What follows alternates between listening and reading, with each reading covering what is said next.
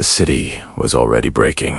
For weeks, Vienna had endured a relentless storm of fire and thunder. The ground shook with each explosion as Ottoman cannons pounded its ancient walls. Beneath the surface, unseen and terrifying, enemy sappers dug tunnels through the earth, packing them with explosives, turning the very foundations of the city into a ticking clock. Inside those walls, time was running out. Food had grown scarce.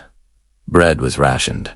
Horses were slaughtered for meat. Smoke drifted through the streets, mixing with the scent of sickness and fear. Every sunrise brought the same question: would this be the day the walls finally gave way? And outside, waiting with quiet certainty, stood one of the most powerful armies in the world. By September of 1683, Vienna was not just under siege, was on the edge of collapse, and defeat fell. The consequences would stretch far beyond its gates, because Vienna was not just a city.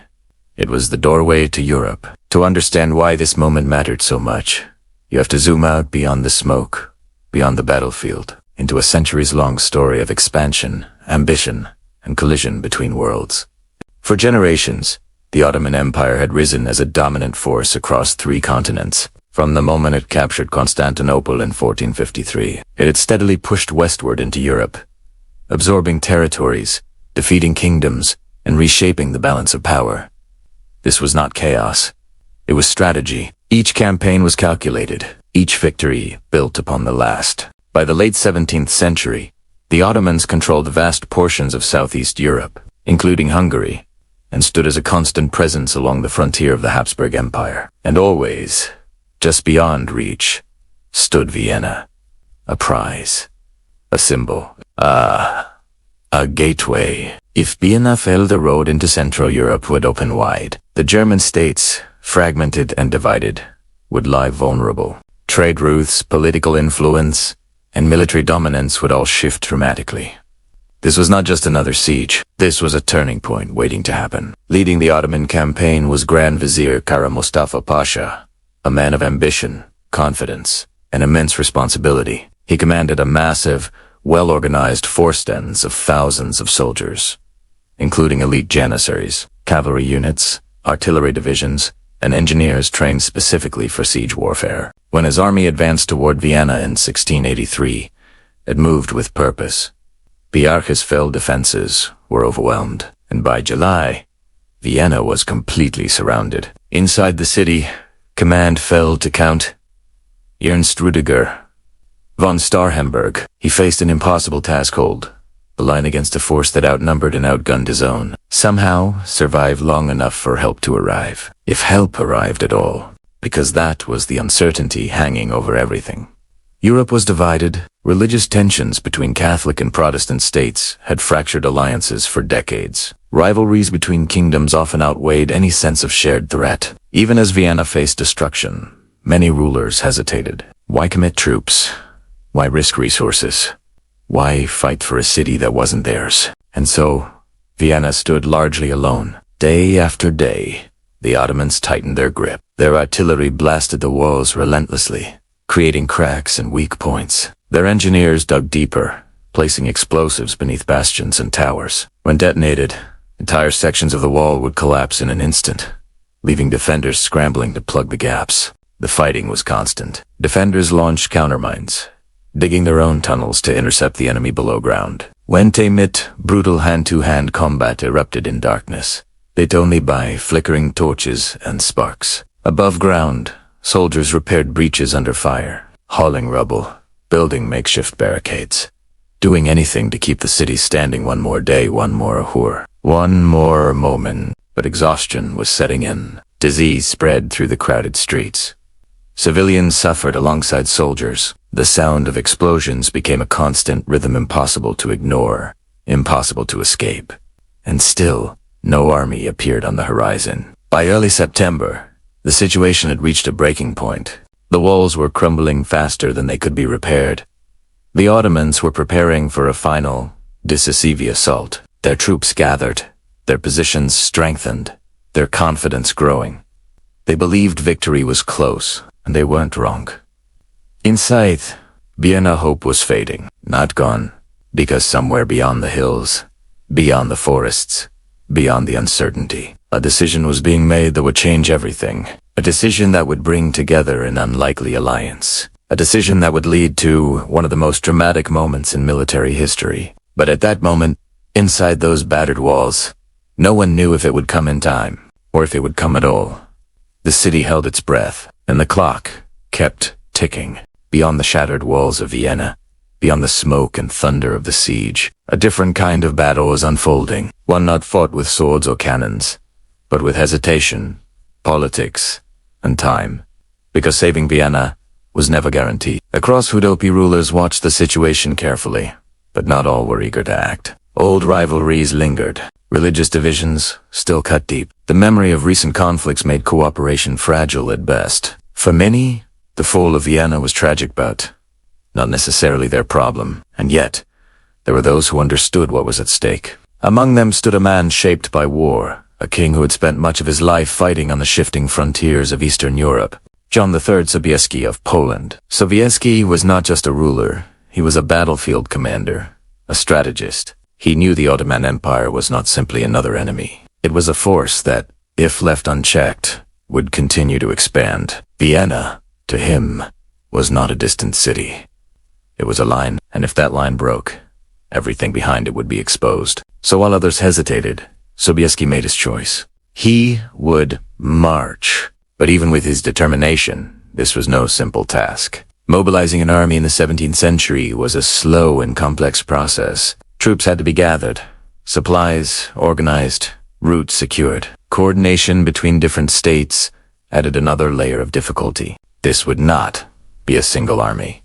It would be a coalition, a fragile alliance of Polish forces, Austrian troops, and various German states. Each contingent brought its own strengths, but also its own expectations. And above them all, command would ultimately fall to Sobieski. Time, however, was the greatest enemy. Every day spent organizing was another day Vienna suffered. Inside the city, the situation had grown even more desperate. The Ottoman mines were becoming more effective. Explosions tore through the defenses with terrifying precision. Entire sections of the wall vanished in clouds of dust and stone. The soldiers were stretched thin. They fought by day, repaired by night, and slept only in brief, restless moments. Civilians joined in the effort, carrying debris, tending to the wounded, doing whatever they could to keep the city alive. But morale was slipping. Rumors spread quickly, whispers that no help was coming, that the city had been abandoned. And still, the bombardment continued. Outsider, Kara Mustafa, remained confident. His strategy was working. Rather than launching a reckless assault, he had chosen patience. By weakening the walls, he aimed to break the city gradually. It was a calculated approach, and it was bringing results.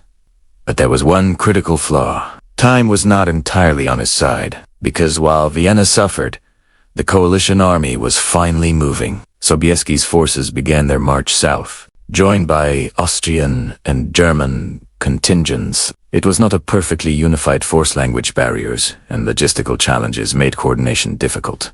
But they shared a common goal: reach Vienna before it was too late.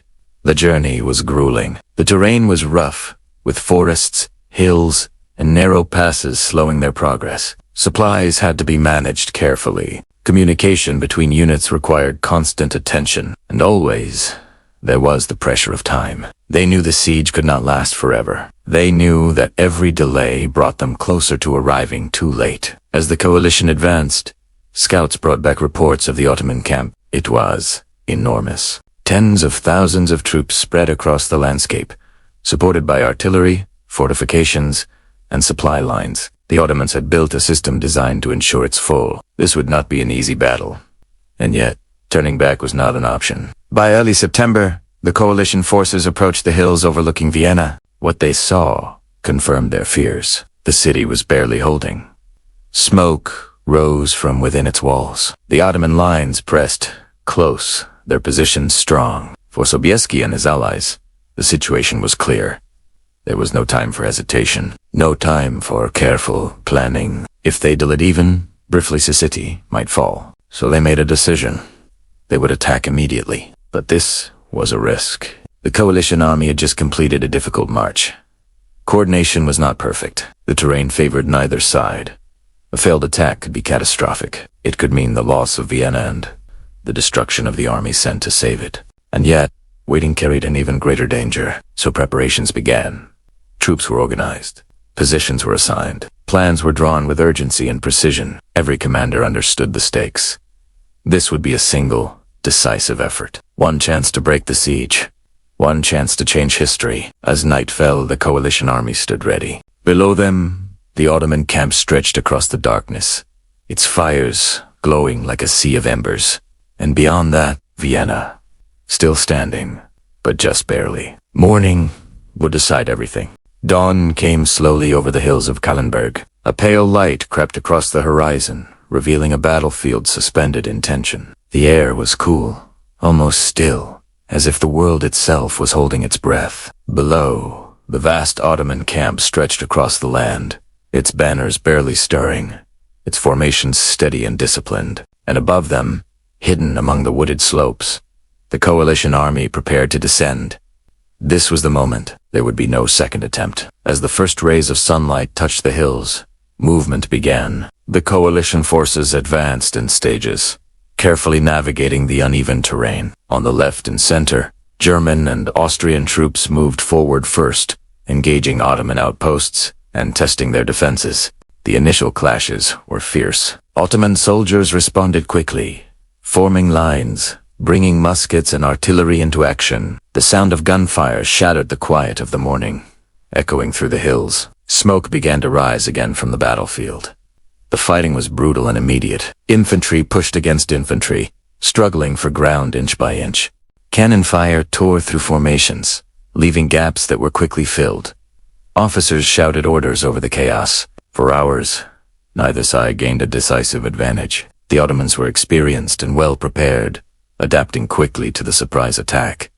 And yet, the coalition pressed on. They had no choice. Every step forward brought them closer to breaking the siege. By midday, the battle seemed dangerously balanced. The coalition advance was slowed by resistance and the straining terrain. For Kara Mustafa, the situation was serious but not yet critical.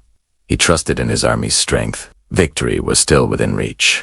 But high above the battlefield, on the slopes of Kallenberg, a final force remained untouched. Sobieski had been watching. He had not committed everything at once. While the infantry engaged below, he held back his most powerful weapon, the Polish cavalry. Among them were the winged Hussars, heavily armored, mounted on strong, fast horses. They were built for impact. Their distinctive winged frames rose behind them, symbols of power, intimidation, and identity. They were elite. Sobieski understood what was needed. The fighting below had weakened the Ottoman lines, but not broken them. A decisive blow was required. As the afternoon wore on, Sobieski gave the order. The cavalry began to form in long, organized ranks across the hillside. The ground sloped downward, toward the Ottoman positions, a natural path for momentum, for speed, for force. The signal was given. At first, the movement was controlled. The cavalry advanced at a measured pace, descending from the heights. Then, gradually, the pace increased. What began as a descent became a charge. The sound grew louder, heavier, more intense. The ground began to tremble beneath the weight of thousands of horses. Dust rose into the air, forming a cloud behind them. And at the center of it all rode the winged Hussars. This was not a scattered attack. It was coordinated. 4 massive waves moving as one. Below, Ottoman soldiers began to notice. At first, confusion, then recognition, then fear. The thunder of hooves drowned out the sounds of battle. The sight of winged riders created a psychological shock as much as a physical one. And then, impact. The cavalry slammed into the Ottoman lines with devastating force. Formations shattered. Units broke. The careful structure of the Ottoman defense began to unravel. The balance of the battle shifted in an instant. A collapse. The moment the cavalry struck, everything changed. What had been a controlled, grinding battle dissolved into chaos. The Ottoman lines, already stretched from hours of fighting, could not absorb the full force of the strike. The sheer weight and speed of the cavalry charge tore through formations that had held firm all morning. Men were knocked aside. Units lost cohesion. Commands went unheard in the roar of hooves and steel, and once the first cracks appeared, they spread quickly. The coalition forces, sensing the shift, pressed forward with renewed intensity. Infantry surged into the gaps created by the cavalry, widening breaches, overwhelming isolated pockets of resistance. What had once been a carefully maintained siege line now fractured into disconnected groups, struggling to hold their ground. For the Ottomans, the situation was deteriorating by the minute. Kara Mustafa Pasha, from his command position, could see it unfolding. This was not how the battle was supposed to go. His strategy had relied on control, on methodical pressure. But now, control was slipping away. The sudden, overwhelming strike of the cavalry had introduced something far more dangerous than brute force: momentum. And momentum, once lost, is incredibly difficult to regain. As the cavalry pushed deeper, panic began to take hold. It did not happen all at once. At first, it was hesitation, soldiers falling back slightly, unsure of where the line now stood. But then came confusion. Orders conflicted. Signals were misread. Units began to move independently, reacting individually to the chaos. And then, fear. Because what had been a battlefield began to feel like a collapse. The sight of thousands of cavalry breaking through, the relentless pressure from infantry, all of it, combined into something psychological. The certainty that had defined the Ottoman army began to fade, and in its place came doubt. Once that doubt spread, retreat became inevitable. It began in small pockets, a unit pulling back to regroup, another following, and suddenly, the line was no longer holding it, was falling away. The coalition forces did not hesitate. Tay advanced, pushing the advantage, driving the Ottomans further from their positions. What had been a siege turned into a pursuit. The vast Ottoman camp, once a symbol of strength, now became a liability. Tents were abandoned, equipment left behind. By late afternoon, the Ottoman army was in full retreat. The siege of Vienna, so close to success, had collapsed in hours. Inside the city, the change was almost impossible to comprehend. 4 weeks. The defenders had lived under constant pressure. The sounds of bombardment, the fear of assault, the exhaustion of endless defense had become their reality.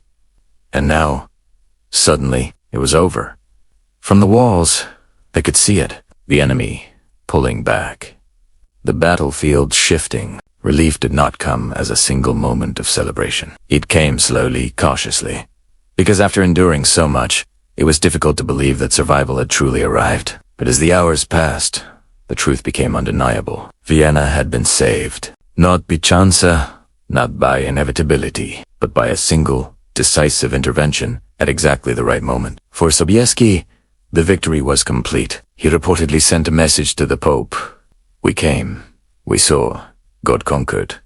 The Battle of Vienna was not just the end of a siege. It was the beginning of a shift. For decades, the Ottoman Empire had been advancing steadily, but after this defeat, that momentum would begin to slow and reverse. The sense of unstoppable expansion had been broken. Resistance was possible.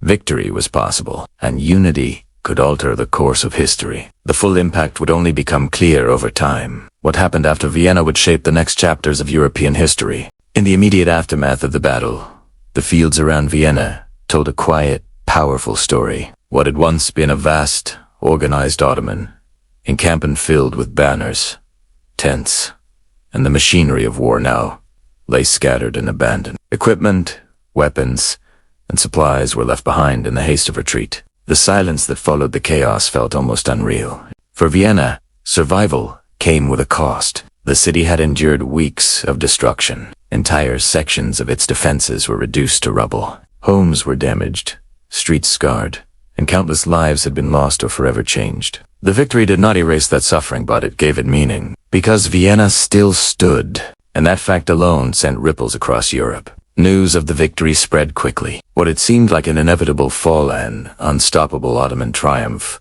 had instead turned into a dramatic reversal. Courts, cities, and kingdoms reacted with a mix of relief, disbelief, and renewed confidence. For many, this was more than just a military success. It was proof that the Ottoman advance could be stopped. Proof that unity, even among divided states, could achieve something extraordinary. And proof that, timing arriving at the exact moment, when all seemed lost, could reshape history. In the years that followed, the effects of the battle became clearer. The victory at Vienna did not end the conflict between the Ottoman Empire and European powers, but it changed its direction. No longer advancing with the same momentum, the Ottomans increasingly found themselves on the defensive. A series of wars followed, often referred to as the Great Turkish War, where European coalitions pushed back against Ottoman-held territories. Gradually, lands that had once been firmly under Ottoman control began to slip away. Hungary, in particular,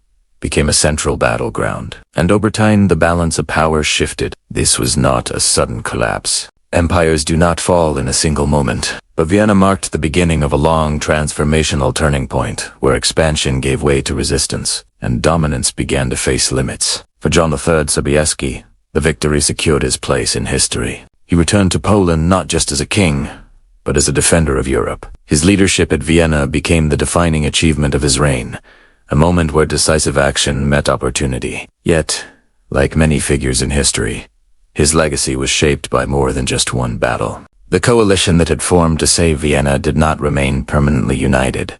Old rivalries, political interests diverged. The fragile unity that had made victory possible proved difficult to maintain in peacetime. Still, for one crucial moment, it had been enough. And that moment mattered, because history is often shaped not by perfect alliances or long-term harmony, but by brief instances where different forces aligned just long enough. The Battle of Vienna is sometimes remembered in simple terms: heroic charge, a dramatic rescue, a clear turning point. And while those elements are real, the deeper story is more complex. It is a story of a city that refused to fall, even when the odds were overwhelming. A story of leaders who hesitated and one who did not. A story of coordination under pressure, of decisions made with incomplete information, and of risks taken when the cost of inaction was too great. And above all, it is a story of timing. Because if the coalition army had arrived a few days later, if the walls had fallen just a little sooner, if the final assault had begun before relief appeared, the outcome might have been entirely different. Vienna could have fallen. The gateway into Central Europe could have opened, and the map of the continent might not look the way it does today. That is what makes this moment so powerful. Not just what happened, but how close it came to not happening at all. Today, Vienna is known for its culture, its music, its architecture, a city of elegance and history. Visitors walk its streets without the constant echo of cannon fire, without the fear of collapse, without the urgency that once defined its existence. But beneath that calm surface lies a memory of a time when everything hung in the balance, when survival depended on endurance, on courage, and on the arrival of an army that refused to turn back. The Battle of Vienna reminds us that history is not inevitable. It is shaped by choices, by moments, by people willing to act when the outcome is uncertain. And sometimes, those moments echo for centuries. Because in September 1683, on the hills of Kahlenberg and the fields below, the course of European history did not just continue. It changed, and the echoes of that change would shape the next 500 years.